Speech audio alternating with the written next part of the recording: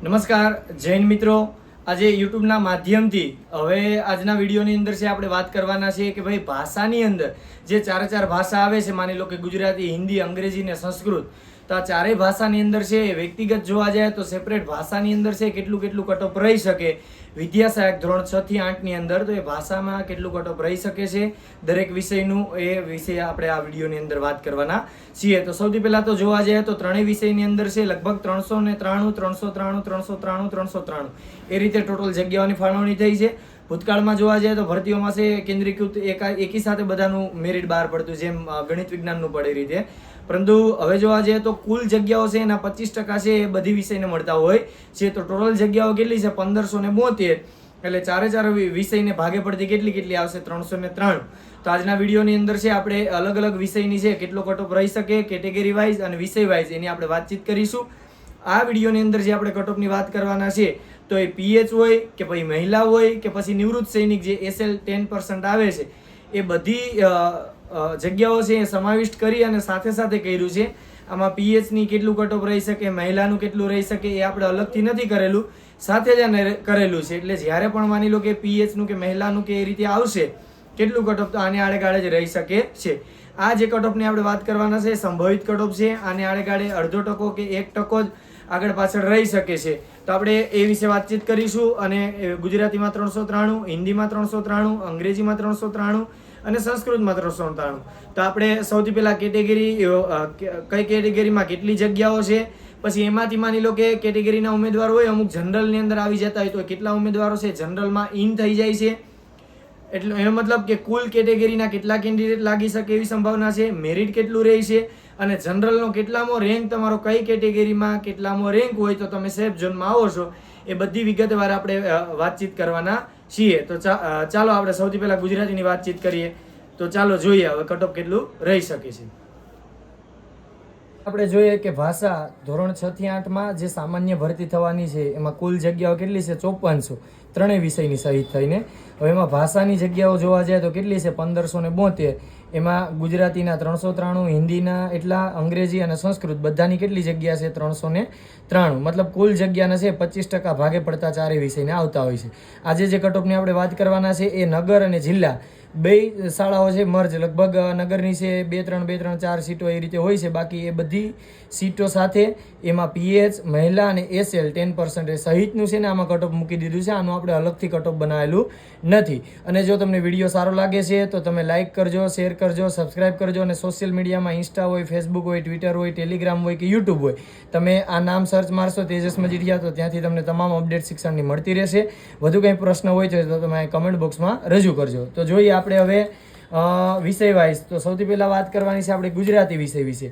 તો અહીંયા સૌથી પહેલાં તો ચાર્ટ બનાવેલો છે, એમાં કેટેગરી લખેલી છે, ફાળવેલ જગ્યાઓ લખેલી છે, જનરલમાં સમાવિષ્ટ કેટલા ઉમેદવારો છે એ, અને કુલ કેટેગરીના કુલ કેન્ડિડેટ કેટલાક લાગવાની શક્યતા છે, અને અંદાજિત મેરિટ, અને આ જનરલ રેન્ક.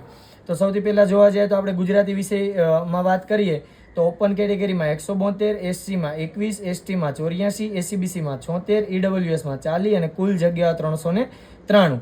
હવે આ જે 172 જગ્યાઓ છે, 172 જગ્યાઓમાંથી એમાં ઓપનના જ ખાલી લાગે એવા કેટલા કેન્ડિડેટ છે? તો ભાઈ 17. એ જ રીતે એસસીના અમુક કેન્ડિડેટ એવા હોય કે જનરલ મેરિટમાં ટોપ મેરિટમાં આવતા હોય તો એવા કેટલા છે? 33.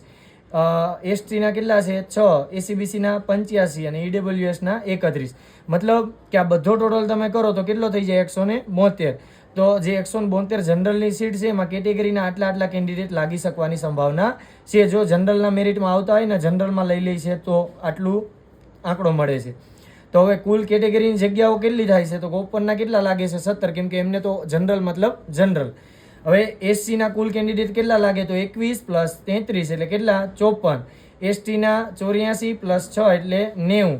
એસીબીસીના 76 + 85 એટલે 161. ઈડબ્લ્યુએસના 40 + 31 એટલે 71. તો કુલ જગ્યાઓ કેટલી થઈ ગઈ? 393.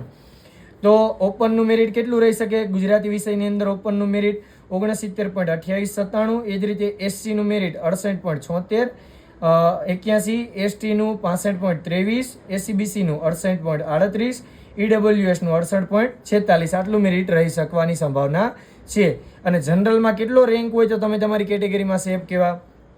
172 તો પેલા જનરલની સીટો છે એટલે એ તો બધા લેવાના. જો જનરલમાં લે છે તો આટલું કટ ઓફ રહે. પછી જો પોતે જનરલમાં લાગતા હોય ને કેટેગરી ક્લેમ નજીકનું સ્થળ મળે છે, માની લો કે વતન કે ઘરથી નજીક, તો પછી માની લો કે રેન્ક છે તો પછી મેરિટમાં અડધોથી લઈને 1% આગળ પાછળ થઈ શકે છે.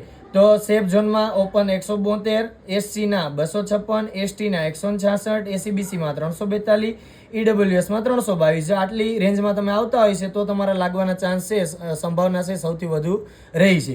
એ જ રીતે હવે આપણે જોવાનું છે હિન્દીનું. તો હિન્દીમાં કેટલી છે? 393. તો કેટેગરી ઓપનમાં 171, એસસીમાં 21, એસટીમાં 85, એસીબીસીમાં 76, ઈડબ્લ્યુએસમાં 40. કુલ જગ્યાઓ કેટલી ફાળવેલી છે હિન્દી વિષયમાં? 393. તો જનરલના મેરિટમાં આવી જતા હોય એવા કેટેગરીના કેટલા કેન્ડિડેટ છે? તો ઓપનને તો ઓપન કેટેગરી મળે એટલે ઓપનના કેટલા લાગે છે? 13. એસસીના કેટલા? તો કે 39, એસટીના તો કે 5, એસીબીસીના 85, ઈડબ્લ્યુએસના 29. હવે કુલ કેટેગરીના કેટલા કેન્ડિડેટ લાગવાની શક્યતા છે? માની લો 393 હિન્દીમાં, ઓપનના તો 13 જ છે.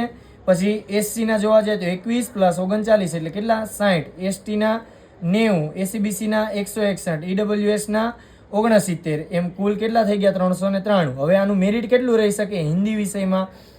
જનરલનું મેરિટ 67.31, એસસીનું 66.99, એસટીનું 62.64, એસીબીસીનું 66.72, ઈડબ્લ્યુએસનું 66.18.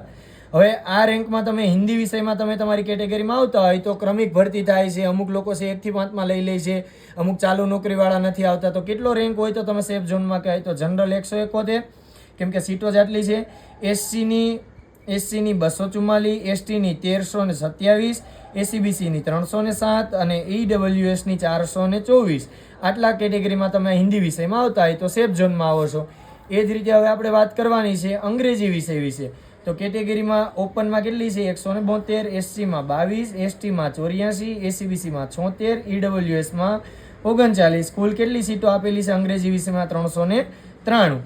જનરલના મેરિટમાં આવી જતા હોય એવા કેટેગરીના કેન્ડિડેટ કેટલા છે? ધારો કે તો ઓપનના કેન્ડિડેટ 172માં જોવા જાય, ખાલી ઓપન જ કેટેગરી લાગતી હોય તો 21, એસસીના 25, એસટીના 5, એસીબીસીના 75, ઈડબ્લ્યુએસના 46. કુલ કેટલા કેન્ડિડેટ થયા? 172. મતલબ કુલ કેટેગરીના કેટલા કેન્ડિડેટ લાગી શકે છે? તો આપણે સરવાળો કરીએ.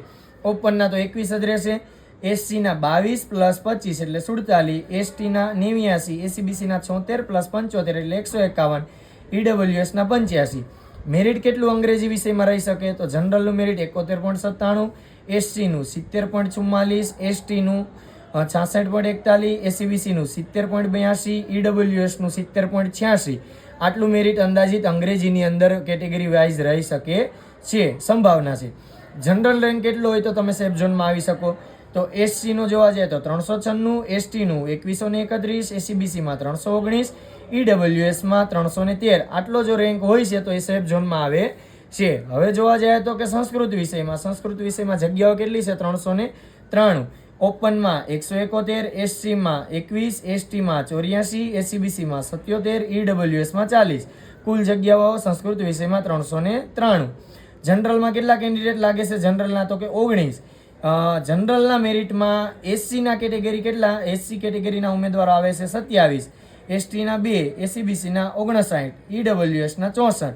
કુલ કેટલા? તો કે 171. મતલબ કુલ કેટેગરી કેટલા લાગવાના? તો ભાઈ ઓપનની તો ઓપન જ રહેશે 19, એસસીના 21, 27 એટલે 48 થયા, એસટીના 84 ની 2 એટલે 86, એસીબીસીના 77, 59 એટલે 136, ઈડબ્લ્યુએસના 40, 64 એટલે 104.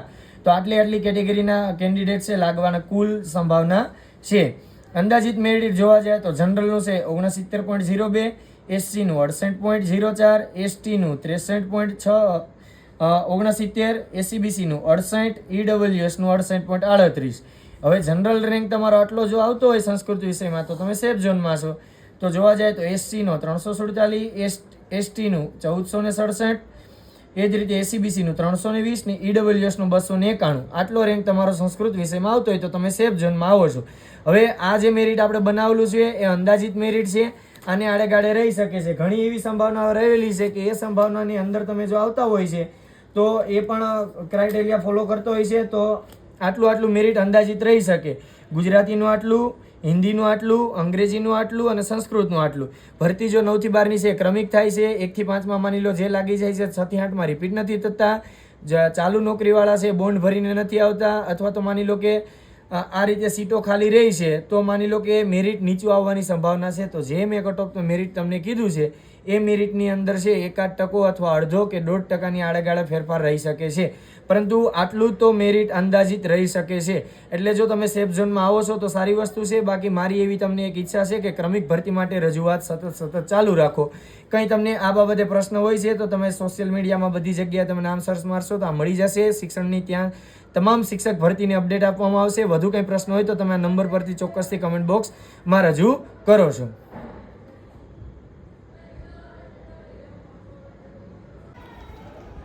તો મિત્રો આ કટઓફની જે આપણે વાત કરી છે અંદાજિત કટઓફ છે. આમની અંદર જો તમે આવો છો તો સેફ ઝોનમાં કહી શકાય, પરંતુ તમને એમ લાગે કે હજુ બોર્ડર ઉપર છે તો ક્રમિક ભરતી માટે સતત રજૂઆત કરજો, જેથી કરીને મેરિટ છે આમના કરતાં પણ નીચું આવી શકે.